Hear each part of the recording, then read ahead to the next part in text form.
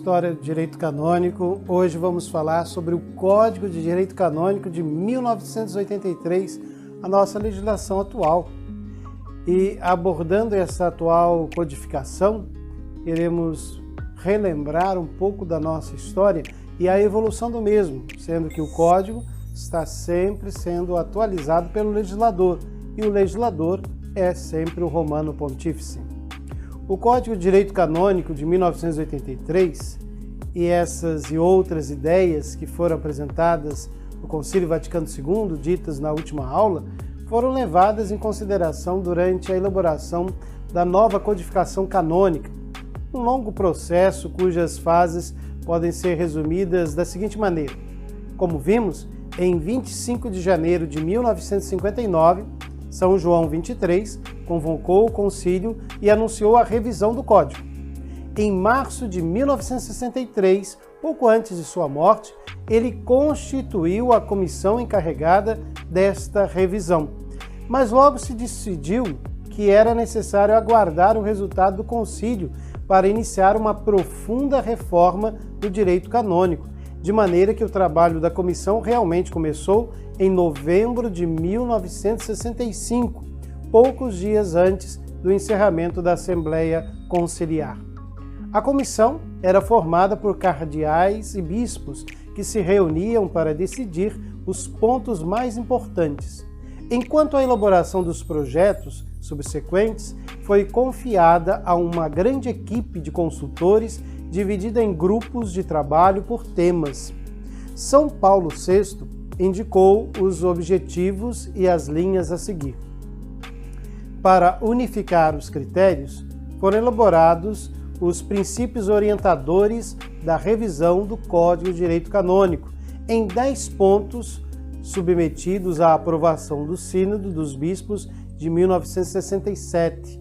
Neles se resumiram as principais orientações derivadas da doutrina do Concílio Vaticano II.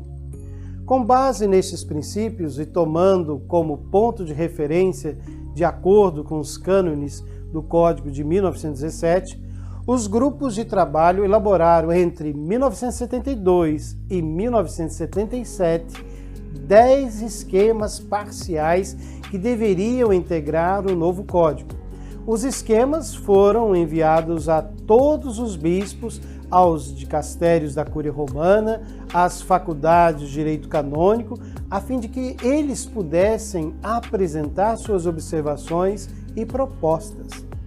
As diversas respostas recebidas foram encomendadas e distribuídas aos grupos de consultores, que procederam à elaboração de um novo projeto de código.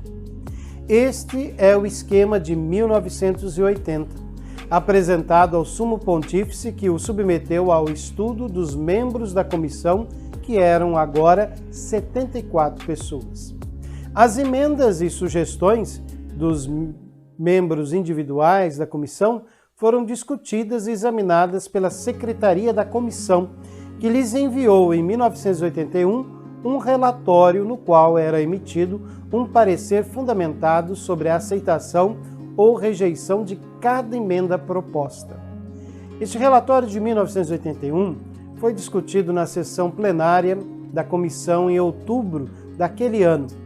Nele foi decidido sobre as emendas e modificações que deveriam ser introduzidas no projeto de 1980.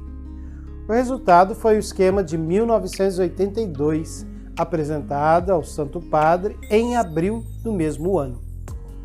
São João Paulo II revisou o esquema 2 vezes, primeiro com a colaboração de um grupo de especialistas e depois com a de 3 cardeais. Com as mudanças aqui introduzidas, chegou-se ao texto definitivo do Codex Iuris Canonici, promulgado em 25 de janeiro de 1983.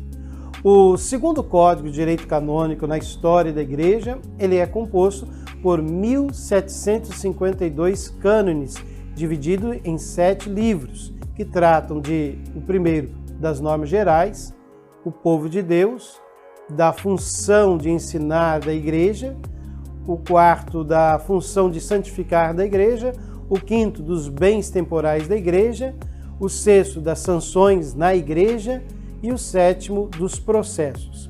Este código está em vigor na Igreja Latina desde 1983, mas não ficou parado. Ele vai evoluindo como todo direito e tem sofrido atualizações pelo legislador. E a grande e última atualização se trata da reforma do direito penal no livro sobre as sanções na igreja. Na próxima aula, vamos falar um pouco do Código dos Cânones das Igrejas Orientais. Bons estudos e até a próxima!